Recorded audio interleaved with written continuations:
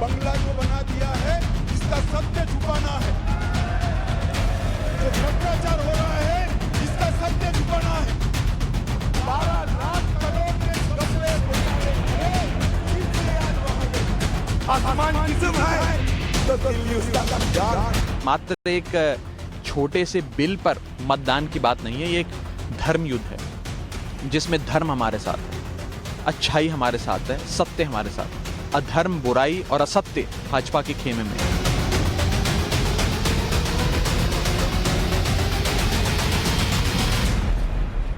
ये देश के संविधान का, लोकतंत्र का और संघीय ढांचे का खुलेआम गला घोटने का काम मोदी जी की सरकार कर रही है। इस विधेयक का उद्देश्य उच्चतम न्यायालय की फैसले से यथास्थापित दिल्ली सरकार के अधिकार और उसकी स्वतंत्रता को कम करना है।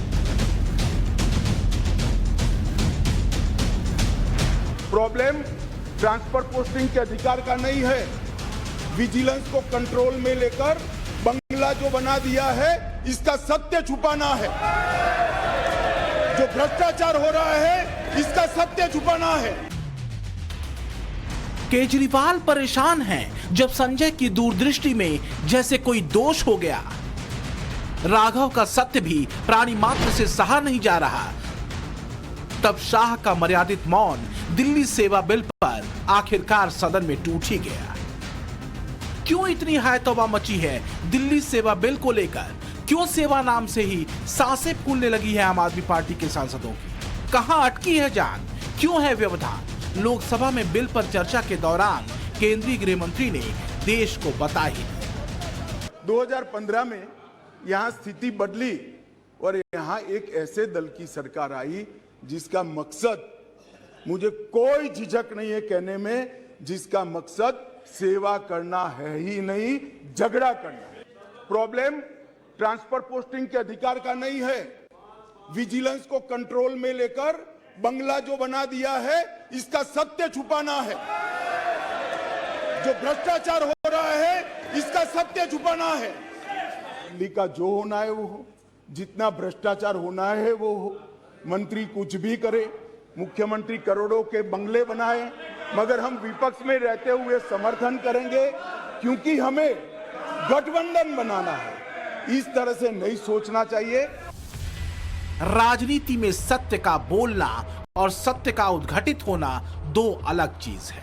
कई साल पहले एक सत्य कहा गया था, उस सत्य को सुनिए। अब देखना 3 दिन के बाद शुरू होगा, केजरीवाल बड़े बंगले में चला गया, केजरीवाल बड़े बंगले में चला गया।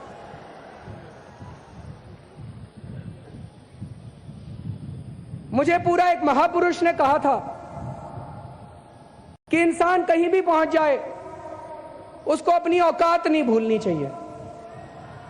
मुझे अपनी औकात पता है, मैं बहुत छोटा सा आदमी हूं, मेरी बहुत छोटी सी औकात है।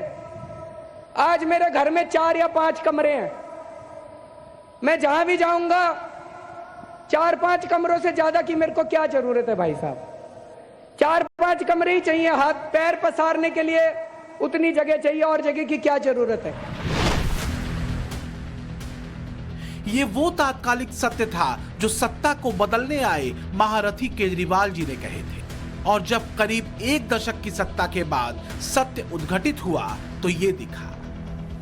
करोड़ों के पर्दे, करोड़ों का मार्बल, लाखों का वॉशरूम, करोड़ों की किचन और लाखों की कालीन से सुसज्जित आम आदमी ब्रांड सीएम केजरीवाल के शीश महल की ये तस्वीरें टाइम्स नाउ नव भारत ने दुनिया को दिखाई थी। हट गया और ये सबसे बड़ी तस्वीर। इसी शीश महल का जिक्र केंद्रीय गृह मंत्री अमित शाह संसद में कर रहे थे।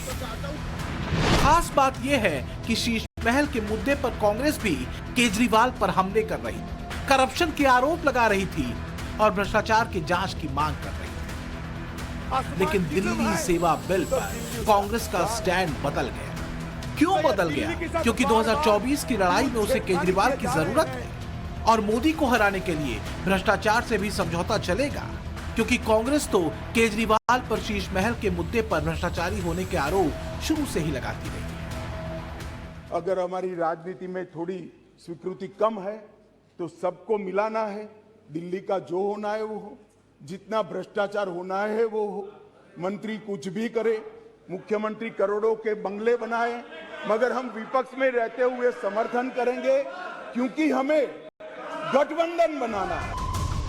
दरअसल सीएम केजरीवाल के शीश महल के मुद्दे के बाद से ही पूरा मामला गर्म हुआ था, क्योंकि 45 करोड़ के रिनोवेशन और करोड़ों रुपए के पर्दे, कालीन, हाईटेक टॉयलेट्स, किचन और विदेशी मार्बल का पता जब ऑपरेशन शीश महल के जरिए लोगों को चला, तब इस मामले की जांच दिल्ली के एलजी विनय कुमार सक्सेना ने विजिलेंस को सौंप दी थी। शीश महल का सच क्या है, ये सवाल पूछा जाता रहा। केजरीवाल की तरफ से कोई जवाब नहीं आया।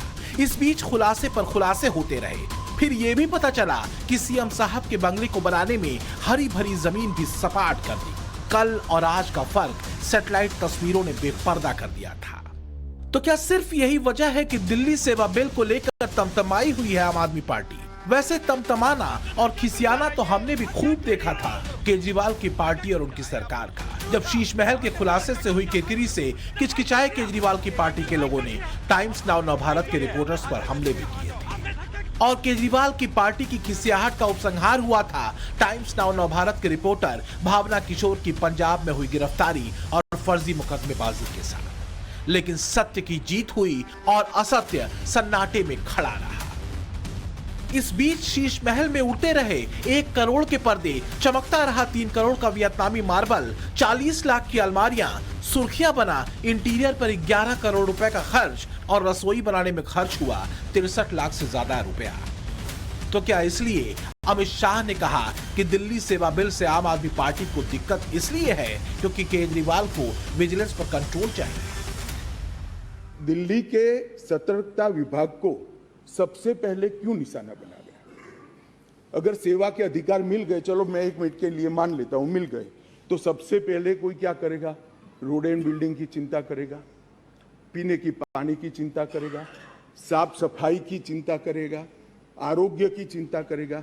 इन्होंने विजिलेंस की चिंता करी। बोलो, प्रायोरिटी को देखिए साहब, इनके साथी की विजिलेंस की चिंता करी। भला विजिलेंस की चिंता क्यों करी? इससे दिल्ली की जनता का क्या भला होने वाले था? मैं बताता हूं कौन सी फाइलें थी, कौन सी फाइलें थी, जरा आप ध्यान से सुनना भाई। जिसके बारे में बड़े बड़े आवाज से आर्गुमेंट्स कर रहे थे, उनका एक्ट सुनना। आबकारी घोटाले के संबंधित फाइल, मुख्यमंत्री के नए बंगले के निर्माण पर अवैध रूप से हुए खर्चे के संबंधित फाइल, जिसमें स्वयं मुख्यमंत्री फंसते हैं। शीश महल की फाइल। बड़े पेच है आम आदमी पार्टी के दिल्ली सेवा बिल के विरोध को लेकर। हालांकि इसे इत्तेफाक ही कह सकते हैं कि 11 मई को दिल्ली सरकार को प्रशासनिक पावर मिलने के कुछ दिनों बाद ही सतर्कता विभाग के विशेष सचिव वीवीजे राजशेखर के ऑफिस में कुछ फाइलों से छेड़छाड़ की तस्वीरें सीसीटीवी में कैद हुई, जिस पर एफआईआर भी दर्ज हुई थी। आरोप ये भी था कि ये फाइलें शीश महल से संबंधित थी।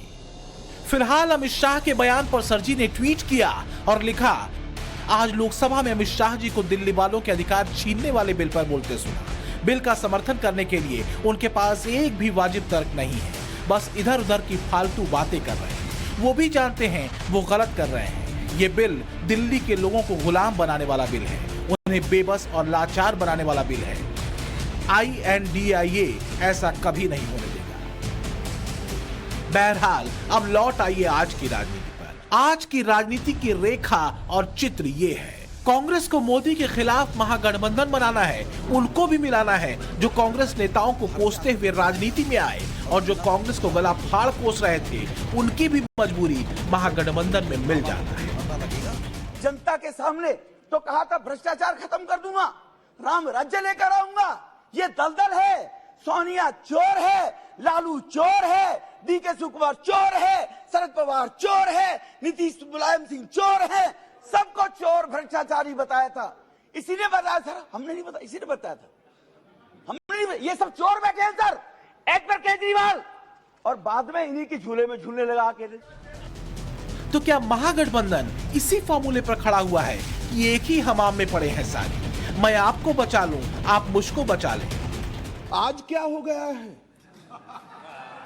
आज इस बिल में मैं तो स्वागत करता हूं आपने चर्चा की, मुझे कोई आपत्ति नहीं है। मैं तो चाहता हूं हर रोज ही आ जाइए, परंतु आज क्या हुआ है? क्या डेमोक्रेसी की चिंता है? तो डेमोक्रेसी की चिंता है तो हर एक बिल महत्वपूर्ण है, हर एक बिल महत्वपूर्ण है। क्या देश की चिंता है तो किसानों के लिए भी बिल आया, बाकी सारे विषय के लिए भी बिल आए, मगर कोई नहीं आया। साहब, ना डेमोक्रेसी की चिंता है, ना देश की चिंता है, ना जनता की चिंता है। अपने गठबंधन को बचाने के लिए सारे लोग यहाँ आए। मुझे कह रहे थे बहरहाल राजनीति देखिए, रंग देखिए, दल देखिए, और दिल्ली सेवा बिल पर सियासी कलह को समझना हो तो साहब का शीश महल।